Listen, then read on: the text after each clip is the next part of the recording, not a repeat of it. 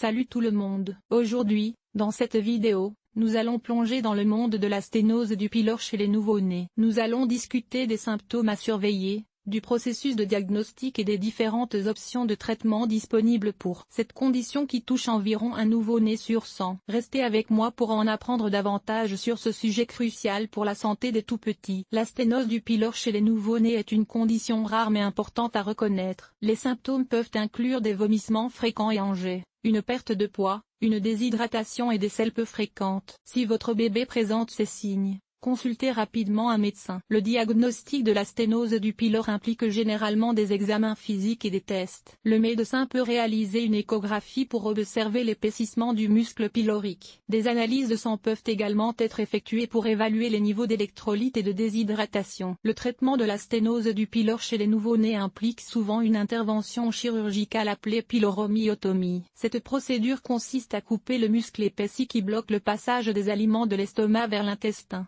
Après la chirurgie, la plupart des bébés se rétablissent rapidement et peuvent recommencer à se nourrir normalement. Après la chirurgie, il est essentiel de suivre les recommandations du médecin pour assurer une guérison optimale. Cela peut inclure des visites de suivi régulières, un régime alimentaire spécifique et des soins attentifs à la cicatrice chirurgicale. En cas de préoccupation ou de symptômes persistants, il est important de contacter immédiatement le médecin. Symptômes de la sténose du pylore chez les nouveau-nés. La sténose du pylore est une condition qui affecte principalement les nouveau-nés, et les symptômes peuvent être alarmants pour les parents. Les signes les plus courants incluent des vomissements fréquents et enjeux, une perte de poids, une déshydratation et une faible prise de poids. Les nouveau-nés atteints de sténose du pylore peuvent sembler affamés après avoir vomi et pleuré de manière inconsolable. Diagnostic de la sténose du pylore chez les nouveau-nés. Pour diagnostiquer la sténose du pylore chez un nouveau-né, les médecins peuvent effectuer un examen physique pour détecter une masse dans l'abdomen. Des tests tels que des échographies peuvent être réalisés pour confirmer le diagnostic. De plus, une radiographie de l'estomac peut être effectuée pour évaluer l'ampleur du blocage du pylore. Traitement de la sténose du pylore chez les nouveau-nés. Le traitement le plus courant pour la sténose du pylore chez les nouveau-nés est la pyloromyotomie, une intervention chirurgicale qui consiste à ouvrir le muscle épais du pylore pour permettre un flux normal des aliments de l'estomac vers l'intestin. Cette procédure est généralement sûre et efficace,